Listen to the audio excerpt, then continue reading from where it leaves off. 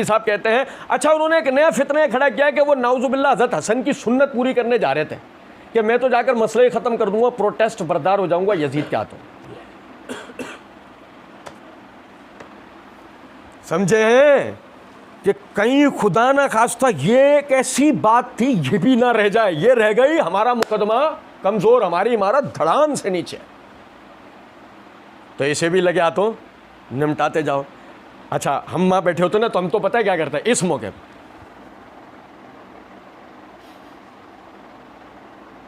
हम तो बिल्कुल मुतवज्जो हो जाते हैं मिर्ज़ा साहब। ओ भाई अब बड़ा कमाल एक आने वाला, बहुत ज़बरदस्त एक कमाल मिर्ज़ा जी करेंगे, मिर्ज़ा जी अब बताएंगे कि क्या होगा। सुनो जरा, अब मिर्ज़ा जी का जवाब सुने। मिर्ज़ा जी नहीं नहीं नहीं नहीं, मिर्ज़ा जी ने पहले 3 मरतबा कह दिया नहीं नहीं नहीं नहीं। अब अली हसन ने कहा जी बताएं, तो मिर्ज़ा जी कहते हैं और ये देखें इन लोगों ने इस किस्म के भी जाली काम किए हैं। वो कहते हैं सलाहुद्दीन यूसुफ ने भी लिखा है ये बात कि अगर यजीद ने बदला नहीं लिया कातिल हुसैन से तो हज़रत अली ने भी तो बदला नहीं लिया कातिल उस्मान से। अच्छा इन्होंने एक नया फितना ये खड़ा किया कि वो नौजुबिल्लाह हज़रत हसन की सुन्नत पूरी करने के लिए जा रहे थे कि मैं तो जाके मसले ख़त्म कर दूंगा, दस्तबरदार हो जाऊंगा यजीद के हक में। नहीं नहीं नहीं, बिल्कुल गलत बात है। और ये देखें इन लोगों ने इस किस्म के भी जाली काम बनाए हुए। वो कहते हैं कि जी अगर वो सलाहुद्दीन यूसुफ ने भी लिखा है ना ये बात कि जी अगर यजीद ने बदला नहीं लिया कातिलीन हुसैन से तो हज़रत अली ने भी तो कातिलीन उस्मान से नहीं लिया।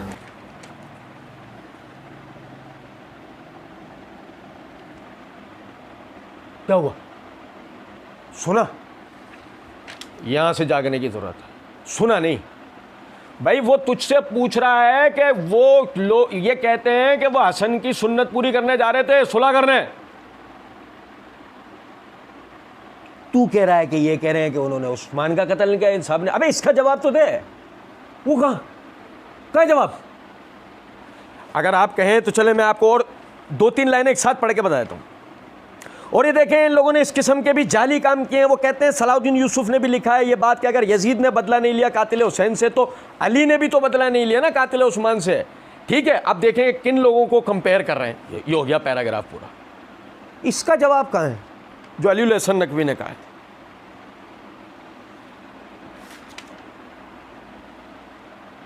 हाँ ये हकीकत है। सैयदना हुसैन रज़ियल्लाहु ताला अन्हो अपने वालिद अपने भाई की सुन्नत पे अमल करते हुए सुलह के लिए जा रहे थे। और क्या सुलह?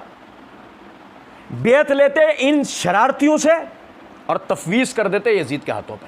बिल्कुल ऐसे जैसे बड़े भाई हसन ने इन शोरशियों, साजिशियों, शरारतियों से बेत ली और मुआविया रज़ियल्लाहु अन्हु के हाथ पे तफवीज़ कर दी। क्या है मुआहदा तहकीम, क्या है सुलह हसन और क्या करने जा रहे थे हुसैन, मिला के देख लो। क्या तुम्हारे अब्बू का जिक्र होता तो कोई मसला ही नहीं था, क्योंकि तुम्हें देख के अंदाजा होता है कि किस किस्म के गैर दानिशमंदाना फैसले करने वाले लोग होंगे। समझे हो बात का मतलब? ये नहीं समझे मिर्जा जी, ये गैर दानिशमंदाना फैसला है। अबे मैं रोक के बता रहा हूँ यार, तुम फिर भी नहीं समझ रहे यार। समझ रहे हो? चलो ठीक, नहीं समझ रहा, अभी थोड़ा सा जूम आने रहने दो। लेकिन बात चल रही है किसकी? जो अपनी जिंदगी के 50 साल जिहाद के मैदानों में लगा चुका है। वो खतरे को कई किलोमीटर दूर से भांपने वाला शख्स था। वो एक मुजाहिद आदमी था। आपके अब्बू का जिक्र नहीं हो रहा, हुसैन रज़ियल्लाहु ताला अन्हु का जिक्र हो रहा है। एक मुजाहिद आदमी, सिपाही आदमी, फौजी आदमी खतरे की जगह अपने बीवी बच्चों को क्यों लेकर जाएगा, जबकि उसको ये हो कि मेरे साथ कुछ भी हो सकता है। ऐसे हालात के अंदर वो अपने बीवी बच्चों को क्यों लेकर जाएगा? सोचें, बनाओ स्टोरियां बनाओ। आप तो चैंपियन हो स्टोरियां बनाने के। इस पे बना, किया तो था तुमसे सवाल, घुमा गए तुम कहानी, दिया नहीं तुमने जवाब। अब इस पे बनाओ स्टोरी कि एक ऐसी जगह जहां खतरा है वहां सैयदना हुसैन अपने बीवी बच्चों को क्यों लेके जाएंगे। एक सफ़ीर अपने तमाम सामान के साथ, जंगज़दा मुल्क में भी एक सफ़ीर आता है अपने तमाम सामान के साथ आता है, बगैर किसी दिखाए हुए हथियार के साथ आता है। ऐसे हथियार नहीं बांधा होता, हथियार होता है उसके सामान के अंदर, लेकिन ऐसे बांधा नहीं होता। दलील बनकर आया वो होता है इस बात की कि हम अमन के ख्वाहां हैं, हम क्या चाहते हैं। और सैयदना हुसैन अपने पूरे घराने को लेके ही इसलिए जा रहे थे, अपने साथ फौजियों को लेके इसलिए नहीं गए, अपने साथ मुजाहिदीन को लेके इसलिए नहीं गए कि सामने वाले कोई तासुर लो, ये तो आई लड़ने की नीयत से। लो ये तो आए ऑपरेशन की नीयत से है, फिर खून बहे, खून खराबा हो। सैयदना हुसैन इस दानिशमंदाना, इस हकीमाना फैसले के साथ गए, बीवी बच्चे लेकर। बीवी बच्चे दूर से देखते ही सामने वाले पे तासुर जाएगा कि किस नीयत से हैं, हमारी खैर ख्वाही की। वो अपने बीवी बच्चे एक मेहमान बनकर आए, एक फौजी बन के थोड़ी आए, एक मेहमान बनकर आए। लेकिन वहां प्लान ए नहीं चल रहा था, वहां प्लान ए बी सी तीनों पे काम हो चुका था कि अगर ए नहीं चल पाएगा तो बी पे चलेंगे, जो भाई के वक्त में चला था, और अगर बी नहीं चल पाया था तो सी पे चलेंगे, जिसको अब तक तो कोई जानता भी नहीं था कि ऐसा भी मुमकिन है, जो हो गया। इस उम्मत का रसूलुल्लाह सल्लल्लाहु अलैहि वसल्लम के बाद सबसे बड़ा सानिहा वाक़या करबला।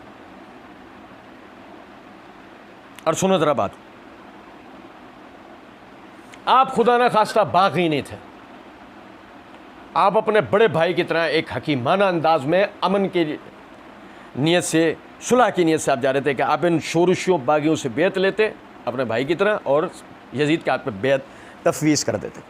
क्योंकि जब इन शोरशियों ने आपको घेरा, ये मेरे हाथ में तारीख़ तबरी है, इसकी ये जिल्द नंबर 4 का सफ़ा नंबर 240 है। आपने उन लोगों से कहा 3 बातों में से एक बात मेरे लिए इख्तियार करो। पहली कि जहाँ से आया हूँ वहाँ चला जाऊँ। दूसरी, मैं अपना हाथ यजीद के हाथ में दे दूँ, वो अपने और मेरे दरमियान जो चाहे फैसला करे। या ये करो तीसरी कि मुमलिकत इस्लाम की सरहदों में से किसी सरहद पर मुझे जाने दो, मैं उन लोगों का एक शख्स बनकर रहूँगा, मेरा नफ़ा और नुकसान उनका नफ़ा और नुकसान शुमार होगा।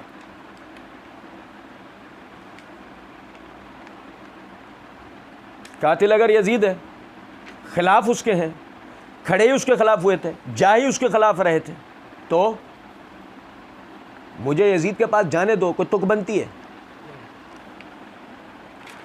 ये है कातिलीन। कौन? जो सामने खड़े हैं। कौन? जिन्हें मिर्जा जी बचाना चाह रहे हैं।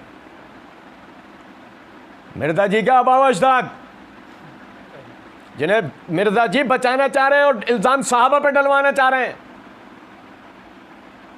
यजीद के पास क्यों जाने दो?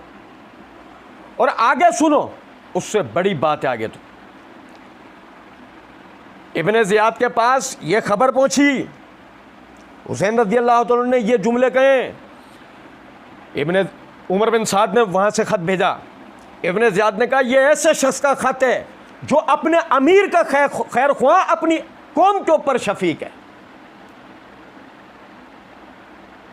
अबे भाई, दी एंड है ये एक ऐसे शख्स का खत है जो अपने अमीर का खैर ख्वाह और अपनी कौम पर शफीक है। अमीर का खैर ख्वाह यानी यजीद के मुखालफत चाहते नहीं है, और कौम पे शफीक नाहक खून खराबा किसी बगावत के नाम पर चाहते, या कोई किसी के खिलाफ खड़े होकर कोई किसी भी। सैयदना हुसैन ऐसा कुछ भी नहीं चाहते थे, मिर्जा ये बनाना चाहता है। कुछ बात समझ रहे हैं या नहीं? अच्छा जी, और देखें, सुने जरा बात को, छोड़ो यार इब्ने ज़ियाद को। सही आदमी नहीं था इब्ने ज़ियाद। इब्ने ज़ियाद सही आदमी ऐसे ही है ना, मिर्जा जी तो ऐसे ही कहते हैं। और छोड़ो, 3 शराइत को भी छोड़ो, और इसे भी छोड़ो कि इब्ने अब्बास सैयदना हुसैन रज़ी अल्लाह तआला अन्हु इस मकसद के लिए नहीं जा रहे थे, इसे भी छोड़ दो। ये मेरे हाथ में तारीख़ इब्ने कसीर है, इसकी ये जिल्द नंबर 8 का सफ़ा नंबर 1038 है। यजीद को जब पता लगा कि हुसैन रज़ी अल्लाह तआला अन्हु मक्का से जा चुके हैं और इरादा कूफे जाने का है, तो इब्ने अब्बास रज़ी अल्लाह अन्हु को उसने ख़त लिखा। यजीद ने इब्ने अब्बास रज़ी अल्लाह अन्हु को, चलो मैं पढ़ के नहीं सुनाना चाहता क्योंकि मैं यजीद की कोई तारीफ़ ही नहीं करना चाहता किसी भी तरह की, लेकिन मैं इब्ने अब्बास रज़ी अल्लाह अन्हु का जवाब की अहमियत क्या है वो समझाने के लिए आपको यजीद का ख़त पढ़ के बता रहा हूँ। यजीद ने इब्ने अब्बास रज़ी अल्लाह अन्हु ख़त लिखा और कहा कि मुझे पता लगा है कि हुसैन मक्का से चले गए। ये मैं सफ़ा नंबर 1037 पढ़ रहा हूँ, पहले फिर 1038 पढ़ूँगा कि मुझे पता लगा कि सैयदना हुसैन जो है वो मक्का से चले गए हैं, और मेरा ख्याल है कि अहले मशरिक़ से कुछ लोग उनके पास आए थे, अहले मशरिक़ से कूफा, और उन्होंने आपको यानी कि खिलाफत की रुग़बत दिलाई है। उन्होंने आपको खिलाफत की रुग़बत दिलाई है और आपको उनके मुतालिक तजुर्बा है, आपको उनके मुतालिक तजुर्बा है और उनकी हकीकत की खबर है, और अगर उन्होंने ऐसा किया है तो उन्होंने कराबत की पुख्तगी को तोड़ दिया है।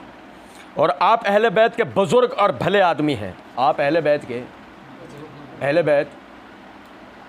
बैत सारा चूरन तो बिकी इस नाम पे रहा है, सारा चूरन किस नाम पे बिक रहा है? अहले बैत। ये यहाँ ज़हन में रखना, ये अहले बैत।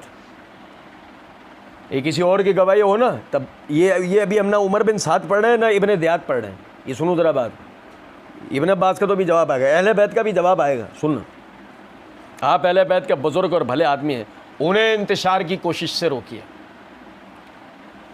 उन्हें इंतशार की कोशिश से रोकिए।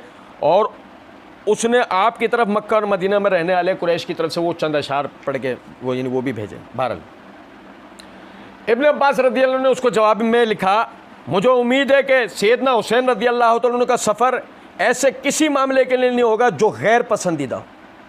हाँ, अल्लाह की कसम यार, नहीं समझे हो कुछ बात। और भाई मेरे, अगर सरसरी भी ऐसी कोई बात होती ना, सरसरी भी इस तरह की कोई बात होती, इब्न अब्बास रज़ियल्लाहु तआला अन्हु जवाबन ये बात कहते हैं, अल्लाह की कसम उन्हें भिनक पड़ चुकी थी, वो समझ चुके थे कि सैयदना हुसैन रज़ियल्लाहु तआला अन्हु, भाई समझो ज़रा बात को, नवासा रसूल हैं, ये भी नहीं कहेंगे जाकर बात को कि मैंने यजीद की बेअत नहीं की है, बेअत करके। किसी नाम पे झूठ नहीं बोलेंगे, अभी बेअत की नहीं है इसलिए नहीं की है कि वहां जाके क्या कहना है, लाओ करो मेरी बेअत, जैसे बड़े भाई ने किया था, ला करो मेरी बेअत, कर ली सबने बेअत, यजीद के हाथ पे तफवीज़। ये भी नहीं करेंगे कि बेअत कर ली और अब जाके वहां बोले कि ये बेअत तो नहीं हुई, ला करो मेरे हाथ पे बेअत। और ऐसा भी नहीं करेंगे कि बेअत करके तोड़ दें, क्योंकि सही मुस्लिम में क्या हदीस है, जब तुम्हारे दरमियान एक खलीफा की बेअत हो जाए, दूसरा उसके खिलाफ खड़ा हो, उसको कत्ल कर दो, क्योंकि वो मुसलमानों की जमात में इंतशार करना चाहता है। वो फ़कीह थे, वो मुजाहिद थे, वो आलिम थे, वो फाजिल थे, वो नबी के नवासे थे, वो बातों की बारीकियों को समझने वाले थे। यही वजह है बेअत नहीं की, झूठ बोला नहीं, इस्लाह की नीयत से जा रहे थे, बड़े भाई की सुन्नत पे अमल करते। लेकिन जब एक पहले ही कौम देख चुकी है कि एक दफ़ा हमारे साथ हो गया है वाक़या, तो प्लान सी तैयार है। अब ऐसे थोड़ी होगा, तो प्लान सी पे अमल होगा। और सैयदना इब्न अब्बास कहते हैं, मुझे उम्मीद है कि हज़रत हुसैन रज़ियल्लाहु तआला अन्हु का सफ़र ऐसे किसी मामले में नहीं होगा कि जो गैर पसंदीदा, और मैं हर उस तरीक़ से उनकी खैर ख्वाही करूँगा जिससे मोहब्बत बढ़ती हो और गुस्सा ठंडा होता हो। यह मसला यजीद और हुसैन का नहीं है, यह मसला एक तीसरी कुव्वत बागियों का ग्रोह और मुसलमानों के दरमियान का है। ये तो मैं पहले भी बता चुका हूँ।